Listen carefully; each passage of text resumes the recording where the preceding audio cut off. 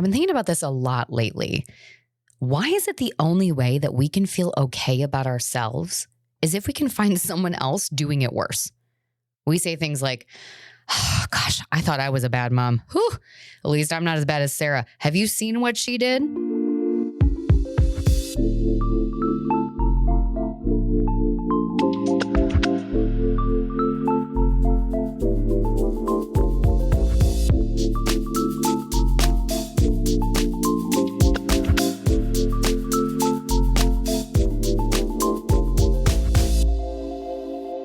Hello, listeners. It's your host, Kira Wackett, back with another solo episode.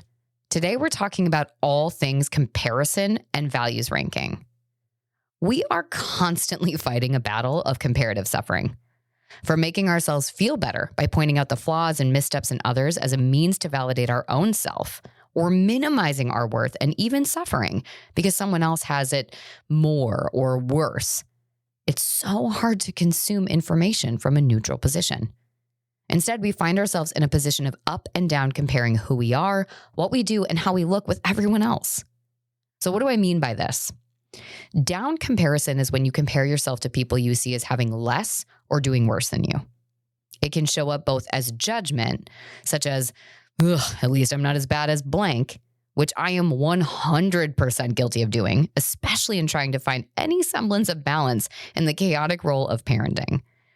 The only way I don't keep reverting to the belief that I'm a terrible mom and completely failing is by finding someone else doing it worse, by no standard other than my own.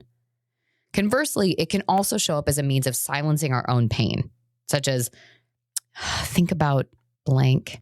My situation isn't that bad. I'm just being dramatic. Or get it together. You don't want people to think you're like so-and-so, do you? Now, I do this one a lot, especially when I try to name how I'm feeling. It's like as soon as I start to give my own pain space, this competing voice comes in, armed with every scenario of how others are worse off or how I have the skills to handle X, so I should be able to deal with it and get over it. Down comparison leaves you hovering between a false sense of security and an incredible pressure to keep it together. The suffering of others gives you relief while allowing your shame to stay in the driver's seat. Now, on the other hand, up comparison is when you compare yourself to people you see as better than you or further along. I'm not as successful as blank. I'm missing something. I should be doing better. What's wrong with me? I'm not as thin, tan, pretty, toned, built, muscular, fill in the blank on your body judgment as someone else around you. I'll never get X, not with so-and-so going for it too. Or how come I never get Y? What's wrong with me? Now, I think the biggest area that I struggle with this is comparing my body to others and measuring my success in my business against what others are doing, especially if they're doing something similar. Which makes sense, as the stories I've internalized from the community and culture I live in are that people in a certain body or with a certain level of money or power or education are better, more powerful. That's the undercurrent of our system. If I release a video I'm really proud of, but only get 100 views, and then see another video with 1 million views, maybe somebody talking about something similar, I'll dismiss all my joy and belief for the video that I made based on this one data point. Because they have more followers or views, so their video must be better. They have more important things to say. Now, up comparison leaves you feeling like you're constantly lacking. You're always one step away from it, whatever it is. It's the source of imposter syndrome and is one of the biggest acts your shame depends on to keep its power.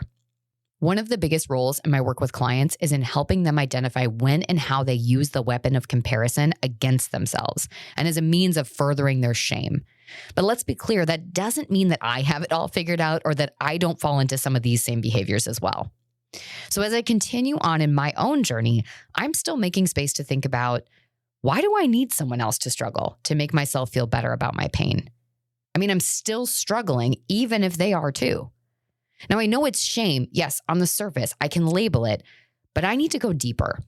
What part of me is satisfied when others are failing and flailing, and how do I turn off that response? Second, do I see other people's success or value as being minimized if someone else did it better? Am I comparing their worth against other people? Not that I know of. So why do I do it with myself? If a friend does something, it's amazing purely because they did something that they're proud of, not because of how it compares to other people. If a loved one is in pain, I don't immediately go, yeah, but think about X. They have it way worse than you, so you should probably buck up and get it together. I don't dismiss it. I make space for it. And yet I continue to do it with my own. So what do I need to let go of to trust that I'm valid in my pain, success, and everything in between? And how do I anchor that in me and not on the actions and responses of others? As I do this, I'm actively working on the process of radical acceptance, or accepting what's out of my control and focusing on the parts of my life that I can. Because radical acceptance, there's always someone better and worse off than me. That is just the law of averages. And the only life we get to lead is our own, which means owning that space and not deflecting it to focus on things and people outside of myself. In that, I need to make space to, one, acknowledge my pain is valid too. I need to reflect on and always check in that I'm not using my pain to dismiss systems of oppression or invalidate someone else. And I have to make space to honor my pain. The example I give is that I would never tell a 7th grader their pain after a breakup is less valid than someone in their 50s who's getting a divorce. Both breakups are painful, and both of their pain responses are equally valid and real and matches the context of their own lives and what they're going through. They don't need me to grade their pain. They just need to feel it. That's all any of us really needs. I don't need to scale my pain to decide if it's worthy. I just need to be able to name it so I can show up with greater grace and compassion to my own life and the lives of others. And 2, I need to celebrate differences. Instead of comparing likeness, how can I celebrate differences and unique characteristics? I have to fight against that urge to boil the human experience down to bullet point lists that are used to grade our worth and value. Our lives are so much more expansive and require us to factor in the context of every part of ourselves and how we're showing up and leading our lives. So as we wrap up for today, I want you to take some time to consider how all this relates to you. Where do you find yourself engaging most in these behaviors? In what roles and contexts? How does this connect to your shame and the fear that you're unworthy, not good enough, or unlovable? What systems and norms within your culture and community compound on this inherent drive to compare? And before you go, I would love to hear from you everything and anything that comes up. So be sure to check out the Q&A, fill out the poll, or send me a voice memo so we can connect and I can continue to support you and learn from you in our journey to shame resilience.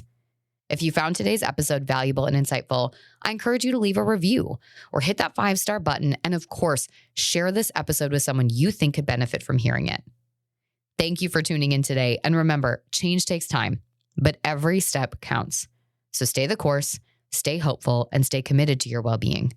We'll be back with more insightful discussions to support you on your journey. Until then, take care, and I will catch you next Sunday.